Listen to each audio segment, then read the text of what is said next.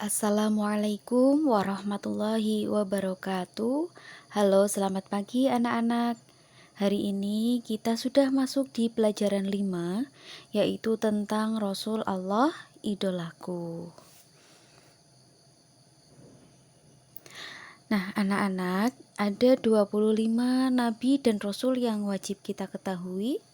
Di antaranya ada Nabi Adam alaihissalam, Nabi Idris alaihissalam, Nabi Nuh alaihissalam, Nabi Hud alaihissalam, Nabi Soleh alaihissalam, dan lain sebagainya sampai dengan Nabi Muhammad Shallallahu alaihi wasallam.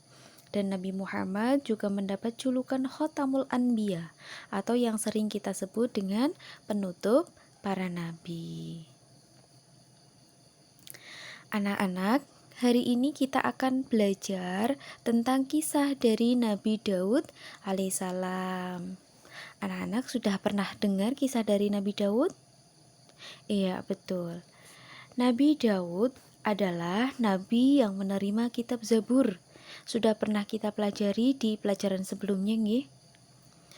Nah, Nabi Daud alaihissalam adalah seorang nabi yang berasal dari Bani Israel, yang merupakan keturunan ke-13 dari Nabi Ibrahim alaihissalam. Sebelum diangkat menjadi nabi dan rasul, Daud kecil hidup di masa Raja Tolut yang beriman dan juga Raja Jalut yang kafir. Jadi siapa yang beriman tadi anak-anak? Iya, Raja Talut. Sedangkan yang kafir siapa? Iya, betul, adalah Raja Jalut. Ketika terjadi peperangan antara Raja Talut dan Raja Jalut, Daud kecil berani berperang di jalan Allah. Dengan sangat berani, Daud kecil berhasil membunuh Raja Jalut yang kafir dengan menggunakan ketapel. Setelah Raja Talut wafat, Daud pun diangkat menjadi raja penerus.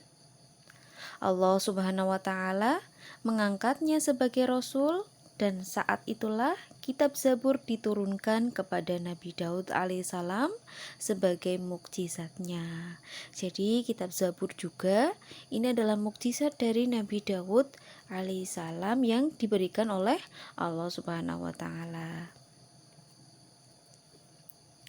Selain kitab Zabur, Nabi Daud juga punya mukjizat lain, yaitu dapat melunakkan besi dan mengubah-ubah bentuknya tanpa alat apapun.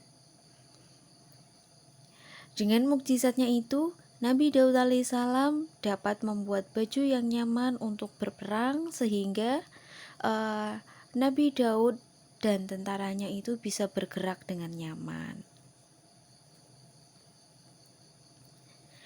Berikut ini ada keistimewaan dari Nabi Daud alaihissalam. Di antaranya yang pertama, beliau selalu melaksanakan sholat malam.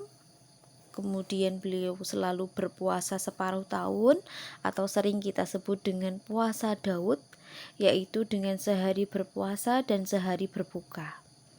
Kemudian yang ketiga, Nabi Daud itu senantiasa berzikir, bertasbih, dan melantunkan kitab Zabur dengan suara yang amat merdu, sampai-sampai gunung dan burung-burung ikut bertasbih bersama beliau.